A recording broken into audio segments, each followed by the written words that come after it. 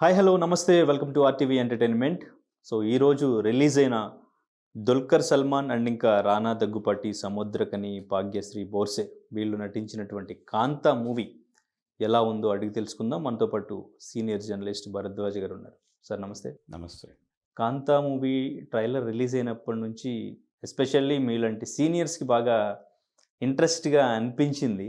చాలామంది రివ్యూస్ రాయడం గానీ, సినిమా మీదున్న ఇంట్రెస్ట్ వాళ్ళు సోషల్ మీడియాలో తెలియజేయడం గానీ జరిగింది. సో మరి మూవీ ఎలా అనిపించింది? ఇప్పటి యూత్‌కి కూడా నచ్చేలా ఉందా? అసలు ఏంటి కాన్సెప్ట్, స్టోరీ? ఏదో బయోపిక్ అంటున్నారు. అది బయోపిక్కా? బయోపిక్ అయితే కాదు. హ్మ్.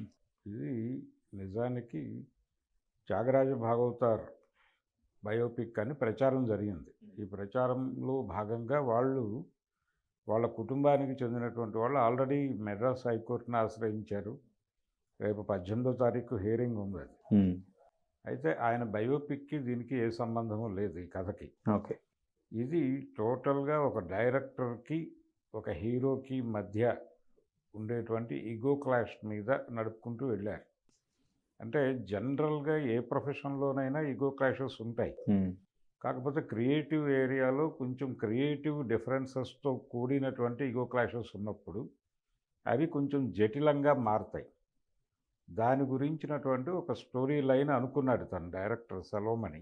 ఓకే. అనుకుని దాన్ని వీళ్ళతో చెప్పి కన్విన్స్ చేసి వీళ్ళనే ప్రొడ్యూసర్లుగా మార్చి సినిమా తెరకెక్కించాడు.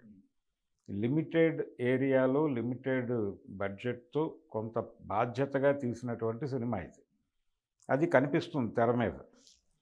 అంటే ఎక్కడా కూడా ఆ టైంని డీవియేట్ కాకుండా తను చెప్పదలుచుకున్నటువంటి కంటెంట్ నుంచి ఎక్కడ డీవియేట్ కాకుండా బడ్జెట్ పరిమితులను దృష్టిలో పెట్టుకుని, అలాగే ప్రేక్షకులను కూడా దృష్టిలో పెట్టుకుని రూపొందించిన సినిమా ఇది. ఓకే. ఒక రకంగా న్యూ ఫిల్మ్ మేకర్స్‌కి ఇది టెక్స్ట్ బుక్ లాంటి సినిమా కూడా.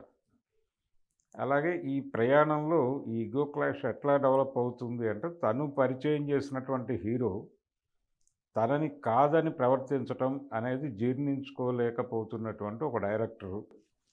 అలాగే ఆయన విధిస్తున్నటువంటి కట్టుబాట్లలో ఉండటం కుదరని పరిస్థితి ఆయనకి కన్వే చేయలేకపోతున్నటువంటి ఒక హీరో. హ్మ్. వీళ్ళిద్దరి మధ్య నడిచేటువంటి ఒక ఇగో క్లాష్ వార్ ఉంటుంది. ఇందులో భాగంగా అతని మీద ఒక కేసు ఆరోపించి ఒక అటెంప్ట్ టు మర్డర్ కేసులో అతన్ని జైలుకి పంపించడం లాంటి సన్నివేశాలు కూడా ఉన్నాయి దీనిలో. అలా ఆ ఇగో క్లాష్‌ని వాళ్ళు ఎలా ఒకళ్ళనొకళ్ళు వాళ్ళు ఒకళ్ళనొకళ్ళు గెలుచుకోవటానికి ప్రయత్నం చేస్తూ ఉంటారు. ఓకే. ఈ ప్రయత్నంలో భాగంగా ఎవరికి వాళ్ళు మరీ సెల్ఫ్ సెంటర్డ్‌గా మారిపోతారు. అంటే స్వార్థం అనేది వాళ్ళకి గతంలో ఉన్నదానికంటే కూడా పెరిగిపోతుంది. హ్మ్. ప్రతిదీ తమ కోణంలోనే ఆలోచించడం మొదలుపెడతారు. ఈ ప్రతిదీ తమ కోణంలో ఆలోచించడం మొదలుపెట్టిన తర్వాత వీళ్ళతో రిలేట్ అయి ఉన్నటువంటి మిగిలిన ప్రపంచం అంతా ఎంత సఫర్ అవుతుంది అనేది చెప్పడం కోసం సినిమా తీశాడాయన. ఓకే. అందుకని దీనిలో తెర మీద కనిపించే కథ ఒకటైతే, తెర వెనక కనిపించే కథ ఇంకోటి ఉంటుంది. ఇలా 2 లేయర్స్‌లో నడిచేటువంటి కథ ఇది. ఇది ఈ మేల్ ఇగో క్లాషెస్ మధ్యకి ఒక ఫిమేల్ ఎంటర్ అయితే ఆవిడ పరిస్థితి ఏమిటి అనేది కూడా ఈ కథలో చర్చించాడు. అందులో 2 ఫీమేల్ క్యారెక్టర్స్ ఉంటాయి. Major female characters 2. అందులో ఒక క్యారెక్టర్‌ని భాగ్యశ్రీ పోషించింది. రెండో క్యారెక్టరు అతని వైఫ్ క్యారెక్టరు, హీరో గారి వైఫ్ క్యారెక్టరు. ఆ క్యారెక్టరు ఎలా ఉంటుంది, దానికి ఉన్నటువంటి నేపథ్యము, కెరియర్ కోసం, కెరియర్ నిర్మాణంలో భాగంగా తను చేసుకున్నటువంటి పెళ్ళి, తన హృదయానికి దగ్గరైనటువంటి అమ్మాయి కనిపించినప్పుడు దాని నుంచి చిన్న డీవియేషన్ కోరుకునేటువంటి హీరో గారు. ఇవి కూడా ఇండస్ట్రీలో క్వైట్ కామన్‌గా జరిగినటువంటి అనేక సందర్భాలు ఉన్నాయి మనకి చరిత్రలో. దాని నుంచి కొన్ని ఎలిమెంట్స్ తీసుకొని అందులో వాడుకున్నారు. ఇది పర్టిక్యులర్‌గా ఒకరి బయోపిక్ కాదు. ఓకే. చాలామంది హీరోల జీవితాల్లో దొర్లిన అనేక సంఘటనలు హ్మ్. ఇందులో కనిపిస్తాయి. త్యాగరాజ భాగవతార్ అలా జైలుకి వెళ్ళటం, ఒక హత్యా నేరంలో జైలుకెళ్ళాడాయన. అయితే ఇక్కడ కూడా ఒక హత్య ఎలిమెంట్ ఉంది. ఈ హత్య ఎవరు చేశారు అనేటువంటి విషయాన్ని పరిశోధించడానికి వచ్చినటువంటి పోలీస్ ఆఫీసర్ క్యారెక్టర్‌లో రానా ఎంటర్ అవుతాడు. ఎంటర్ అయిన తర్వాత ప్రతి ఒక్కళ్ళని ఆ కోణంలో నుంచి ఆయన జడ్జి చేయటం మొదలు పెడతాడు. అంటే టోటల్గా స్టూడియో ఓనర్ దగ్గర నుంచి మొదలు పెడితే డైరెక్టర్, హీరో, ప్రతి ఎక్స్ట్రా ఆర్టిస్ట్ దగ్గర నుంచి ప్రతి ఒక్కరూ నేరస్తులే అన్న కోణంలో పరిశీలన జరుపుతూ తను ఒక జడ్జిమెంట్కి వచ్చేస్తాడు. ఆ జడ్జిమెంట్ నిజమా కాదా అనేది ఒక పాయింట్. అయితే అన్ని సందర్భాల్లోనూ చట్టం ముందే కాదు కన్ఫెస్ అవుతూ ఉంటారు చాలామంది. అంటే నేరం తమ వలన జరిగింది అనే విషయం అర్థమైనప్పుడు ఇంత స్వార్థంతోనూ సెల్ఫ్ సెంటర్డ్గా వెళ్ళిన మనుషులు కూడా ఎలా మారిపోతారు? వాళ్ళకొక్కసారి అంటే వాళ్ళు ఊహించినటువంటి ఒక రిజల్ట్ వాళ్ళ ముఖం మీదకి వచ్చినప్పుడు వాళ్ళ మనసులు ఎలా చెదిరిపోతాయి, ఎలాంటి నిర్ణయాలు తీసుకుంటారు అనేది కూడా నడిపాడు కథలో. ఇలా టోటల్గా కొంత సైకలాజికల్ డ్రామా ఇవన్నీ ఉన్నాయి సినిమాలో. ఓకే. అందుకని కొంచెం మనసు లగ్నం చేసి చూడాల్సినటువంటి సినిమా ఇది.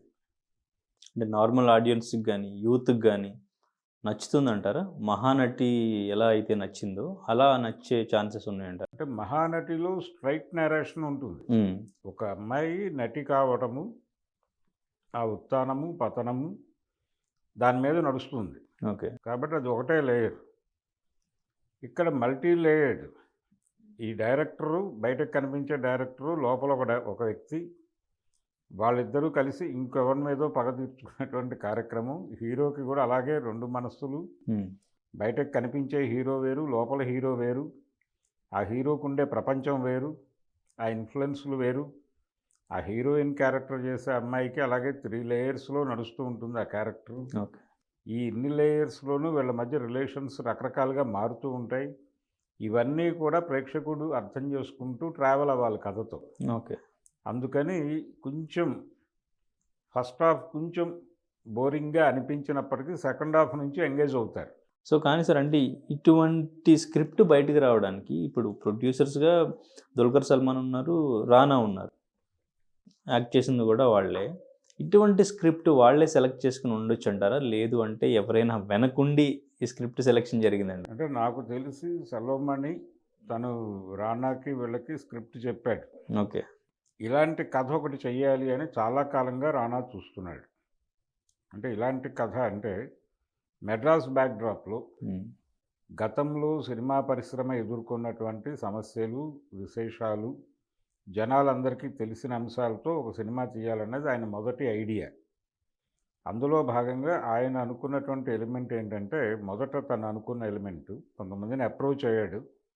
అది ఎందుకనో వర్కౌట్ అవ్వలేదు. ఆ టైంలో ఇతను చెప్పిన ఈ లైన్ కనెక్ట్ అయ్యాడు.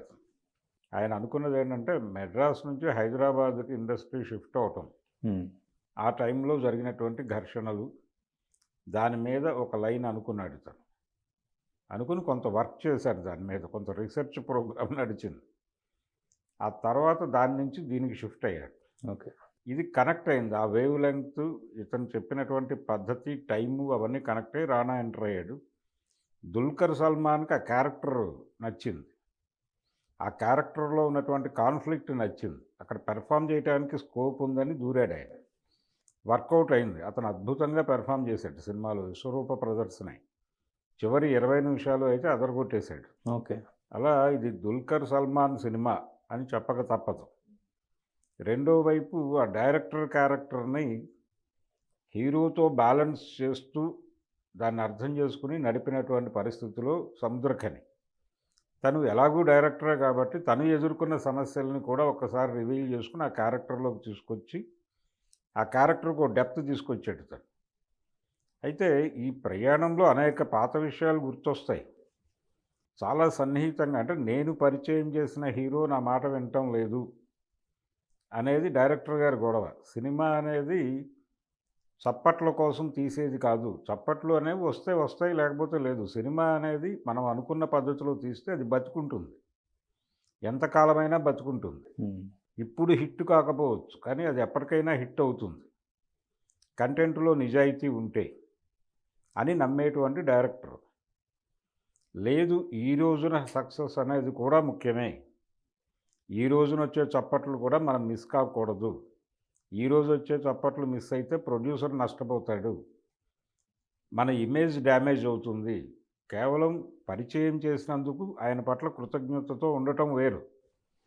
అలాగని తను కష్టపడి నిర్మించుకున్నటువంటి కెరియర్ని పణంగా పెట్టడం కుదరని వ్యవహారం అని తనని పరిచయం చేసిన డైరెక్టర్తోనే ఘర్షణ పడేటువంటి హీరో. ఓకే. ఈ 2 పాత్రల మధ్యకి వచ్చి నలిగిపోయేటువంటి హీరోయిన్ క్యారెక్టర్. ఇది డిజైన్. ఇది అనేక పాత జ్ఞాపకాలను రేపింది.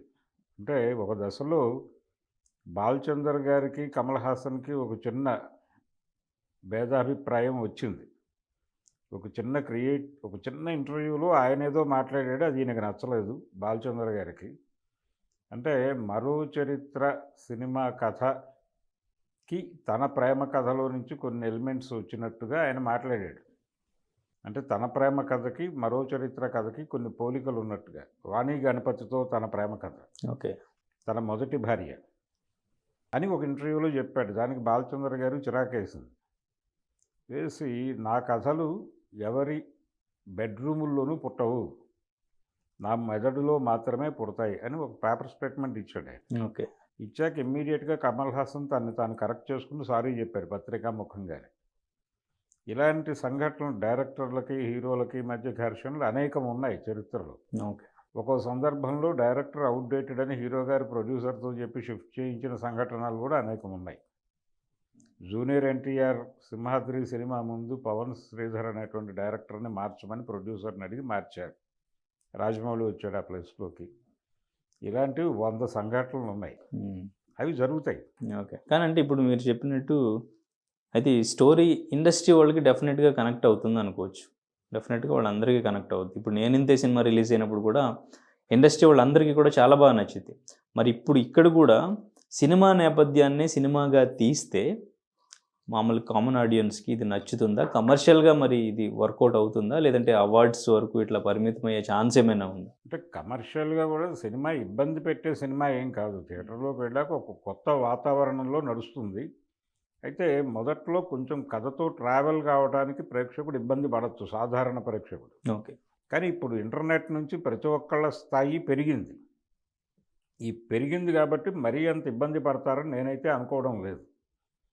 నెమ్మదిగా మూమెంట్ మొదలై నెమ్మదిగా పాత్రలను అర్థం చేసుకుంటూ ఏది కూడా స్పష్టంగా దృశ్యమానంగా చెప్పడు డైరెక్టర్. ప్రేక్షకుల అవగాహనకి ఆలోచనకి వదిలిపెట్టేసిన సందర్భాలు కొన్ని ఉన్నాయి దానిలో. ఇలాంటి చోట్ల ఎవరి అభిప్రాయాల ప్రకారం వాళ్ళు ఒక నిర్ణయం తీసేసుకున్నారు. ఆ సీన్ ఎందుకు తీశాడు అని చెబితే అవతల ప్రేక్షకుడు అవాక్కైన సందర్భం నేను చూశాను థియేటర్లో. కాబట్టి చిన్న కన్ఫ్యూజన్ లాంటిది ఉంటే ఉండొచ్చు, కానీ ఇంట్రెస్టింగ్గా ఉంది. అంటే తీసుకున్న ఎలిమెంటు ప్రధానంగా అతను చెప్పదలుచుకుంది ఏంటంటే ఈగో క్లాషెస్ అనేవి మనిషిని నెమ్మదిగా సెల్ఫ్ సెంటర్డ్గా మారుస్తాయి. అలా సెల్ఫ్ సెంటర్డ్గా మారిన మనిషి చాలా క్రూయల్ డెసిషన్స్ తీసుకుంటాడు. అవి చాలామందిని సఫర్ చేస్తాయి, వాళ్ళతో ట్రావెల్ అయ్యే వాళ్ళని. కాబట్టి దానివలన జరిగే వినాశనం ఈ లెవెల్లో ఉంటుంది. అందుకని దయచేసి అలాంటి పరిస్థితి మీ జీవితాల్లో తెచ్చుకోకండి ఓకే అని చెప్పడం కోసం ఆయన సినిమా తీశాడు. సెంట్రల్ ఐడియా అది. ఆ సెంట్రల్ ఐడియాని చాలా అద్భుతంగా మనసులకి హత్తుకునేలాగా చిత్రీకరించాడు. ఆడియన్స్ కథతో ఇన్వాల్వ్ అయ్యి ట్రావెల్ అయ్యే లెవెల్లో వాళ్ళ పెర్ఫార్మెన్సెస్ ఉన్నాయి. ముఖ్యంగా దుల్కర్ సల్మాను, తర్వాత భాగ్యశ్రీ, వాళ్ళిద్దరూ ఆ 2 క్యారెక్టర్స్ని చాలా అద్భుతంగా పోర్ట్రేట్ చేశారు. అలాగే అదర్ సైడ్ రానాకు వచ్చేసరికి రానా క్యారెక్టర్కే కొన్ని పరిమితులు ఉన్నాయి. ఆ పరిమితులలో ఆయన ఎంత చేయగలడో అంతా చేశాడు. ఈ ప్రాసెస్లో కొంత తన క్యారెక్టర్ ఎలా ఉండాలో కూడా పరిశోధన చేసుకుని ఆ టైం పీరియడ్ని దృష్టిలో పెట్టుకుని ఆ క్యారెక్టర్లో తను ఇన్వాల్వ్ అయ్యాడు. ఓకే. కానీ కంపారిటివ్గా దుల్కర్ షో ఇది. ఓకే. టోటల్ సినిమా ఆయనదే. ఓకే. చాలా అద్భుతంగా పెర్ఫామ్ చేశాడు క్యారెక్టర్ని. అలాగే దానిలో ఉన్నటువంటి అంతర్ఘర్షణని కూడా తన మనసుకి అడాప్ట్ చేసుకుని నటించాడు. ఓకే. ఆ ప్రభావం ఆ ఎక్స్పీరియన్స్ అవ్వటం కోసమనైనా ఈ సినిమా చూడాలి ఓకే ప్రేక్షకులు. Right sir, thank you sir. Thank you. Local to global news at your finger tips. మీ చేతిలో ఒక ఆయుధం. డౌన్లోడ్ రా TV app. Media legend Ravi Prakash is back.